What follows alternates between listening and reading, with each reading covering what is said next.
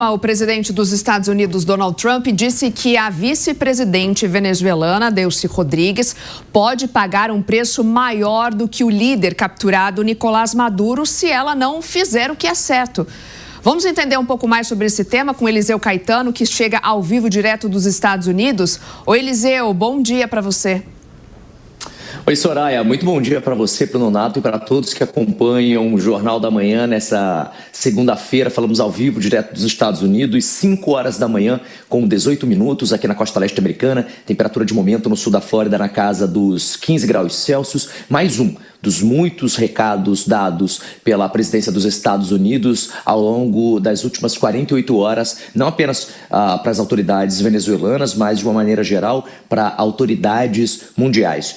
Donald Trump afirmou durante uma entrevista e depois também em um post que Delcy Rodrigues, vice-presidente da Venezuela e atualmente presidente interina do país por um prazo de 90 dias, pagará um preço muito alto caso não entre num consenso com os Estados Unidos com relação aos rumos que a Venezuela deve tomar. Inicialmente, Donald Trump havia até elogiado Delcy Rodrigues, isso ainda no sábado, logo após as forças de segurança dos Estados Unidos terem capturado Nicolás Maduro e a esposa dele em Caracas. Só que Delcy posteriormente afirmou que o seu país defenderia, e com todas as suas forças, os seus direitos de soberania e recursos naturais. E aí, o Donald Trump engrossou, digamos assim, para o lado da Delcy, dizendo o seguinte: se ela não fizer o que é certo, pagará um preço muito alto, provavelmente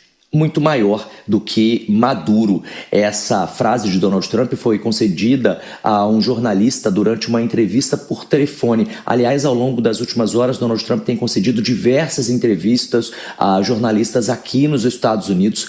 Inclusive, um colega repórter do New York Times, um dos periódicos mais importantes do mundo, afirmou que menos de 40 minutos depois da operação ter acontecido no sábado, ele já estava no telefone com o Donald Trump para confirmar pessoalmente com o próprio presidente do país, que foi quem atendeu, inclusive, a ligação. Agora, ainda com relação a essa situação da Delcy Rodrigues, o presidente dos Estados Unidos defendeu a sua decisão de prender Maduro e afirmou que outros países podem estar sujeitos à intervenção norte-americana, ou seja, recado dado.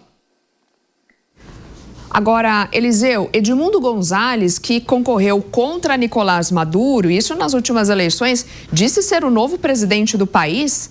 Que detalhes você tem para a gente?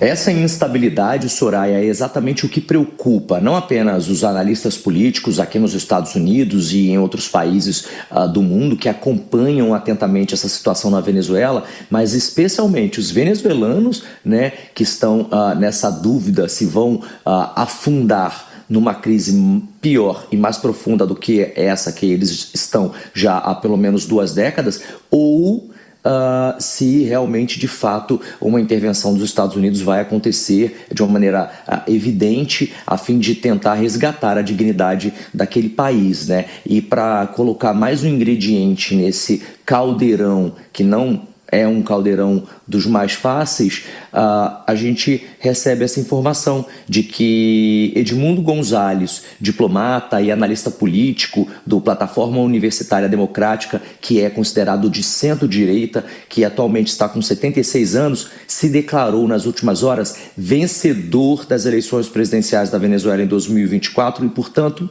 novo presidente do país. Em um vídeo publicado em uma rede social, Gonzalez inclusive pediu para as Forças Armadas venezuelanas reconhecerem os resultados da eleição de junho de 2024. Naquela época, ele concorreu no lugar de Maria Corina Machado, a principal oponente de Maduro ao longo dos últimos meses. Ela foi impedida de concorrer pelo próprio regime de Maduro e, por isso, Edmundo Gonzalez concorreu.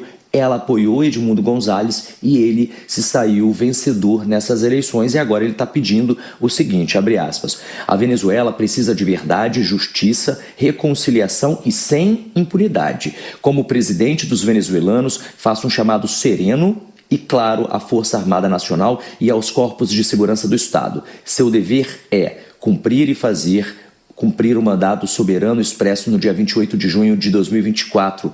Como comandante-geral, lembro-lhes que sua lealdade é com a Constituição, com o povo e com a República, declarou, portanto, Edmundo Gonzalez.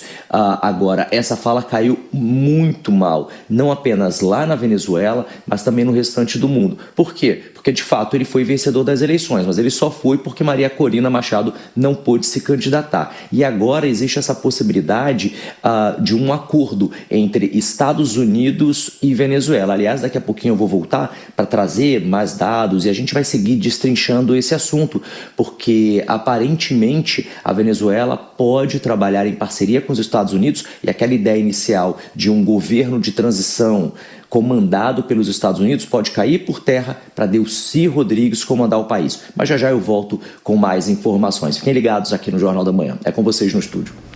Obrigada, Eliseu, por enquanto, pelas suas informações. Deixa eu voltar a conversar aqui com os nossos comentaristas, Acácio Miranda, também Roberto Mota se junta a nós nessa manhã.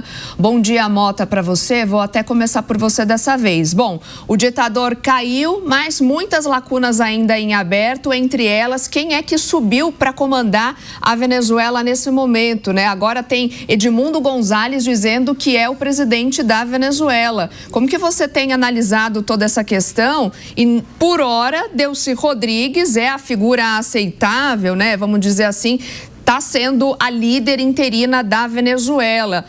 Acácio, acho que a gente teve um problema com o Roberto Mota. Vamos começar por você então, né? Como que você está vendo essa situação toda e por quanto tempo será que Delcy Rodrigues vai conseguir governar sem novas eleições?